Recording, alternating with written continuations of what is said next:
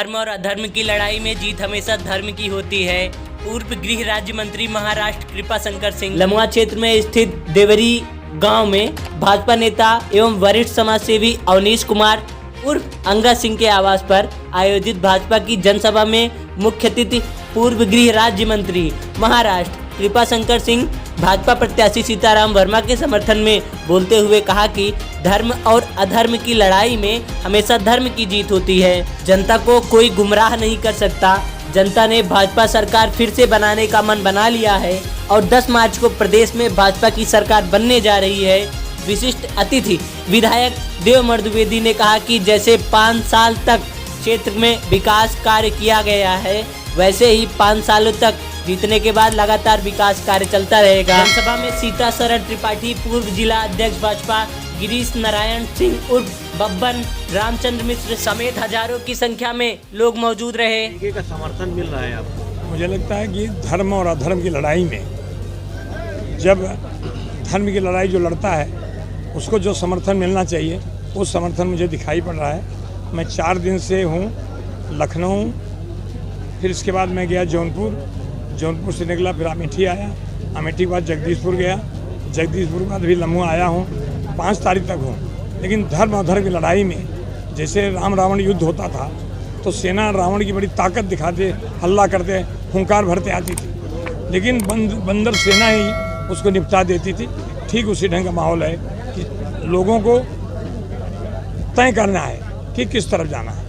आपने एक बयान दिया अभी नमक पे, सपा प्रत्याशी ने कहा है कि 10 रुपए का पैकेट का नमक देकर कह रहे हैं नमक का कर ज्यादा करिए। आप क्या कहना क्या कहा उन्होंने? 10 रुपए का नमक के पैकेट पे वो जो है जनता को जो है गुमराह कर रहे हैं। मुझे लगता है कि 10 तारीख के बाद फिर उनसे यही पूछना कि जनता को गुमराह कोई नहीं कर सकता।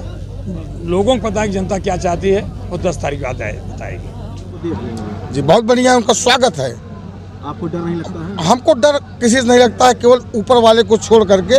और बता दूं रही बात बाहुबली की, तो बाहुबली के बगल में बुलडोजर बली हैं उनका जवाब देने के लिए। तो न समाज को डरने की जरूरत है न हमको डरने की जरूरत है।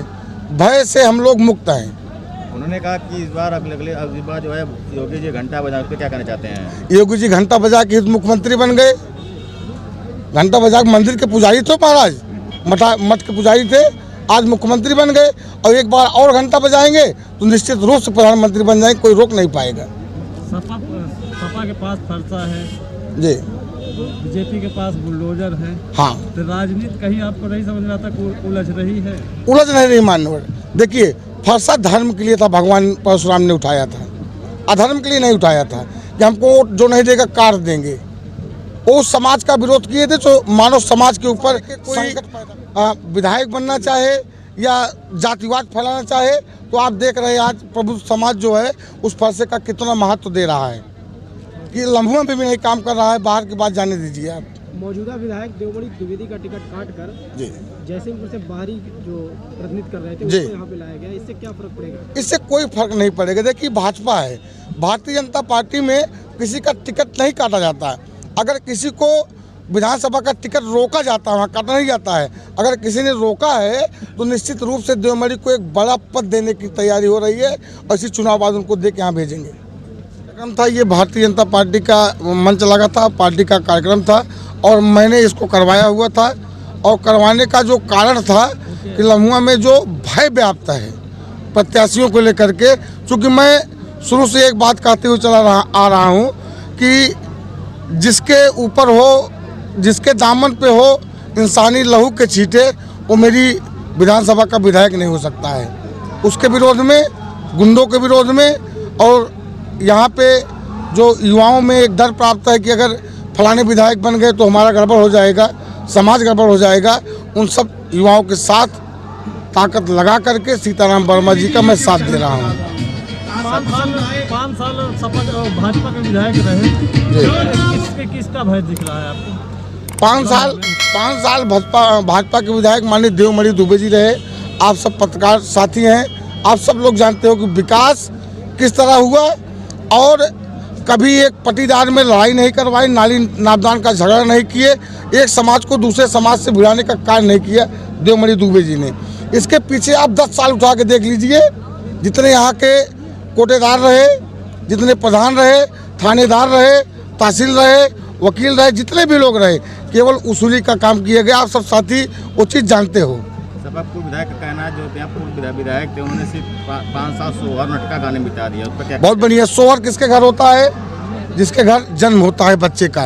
लम्हुआ विधानसभा में विकास का जन्म हुआ, विकास नाम के बच्चे का जन्म हुआ है, इसलिए विधायक भी सोहर गा रहा है और यहाँ की जनता भी सोहर गा रही है।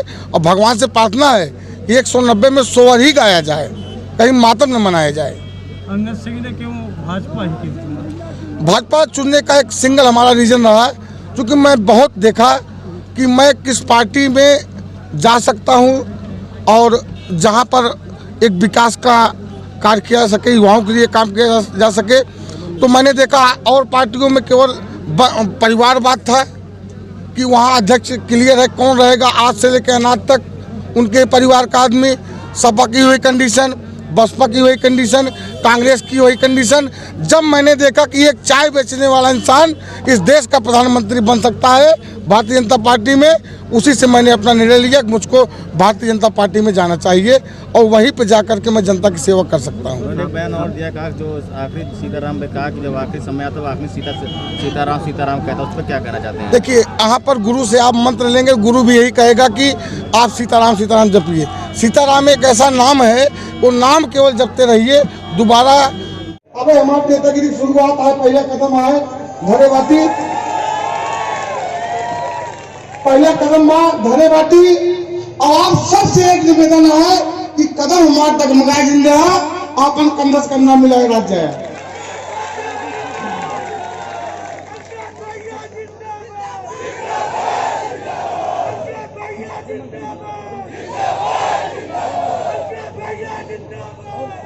मित्रों, जिस दिन से मैं भारतीय जनता पार्टी का सनातन धर्म की रक्षा करने के लिए, हिंदू धर्म की रक्षा करने के लिए ये भगवा लिया हूँ, उसी दिन से लगातार मेरे पास फोन आ रहा है कि भाई साहब आप क्या कर रहे हो, भाई साहब आप लखनऊ चले जाओ, भाई साहब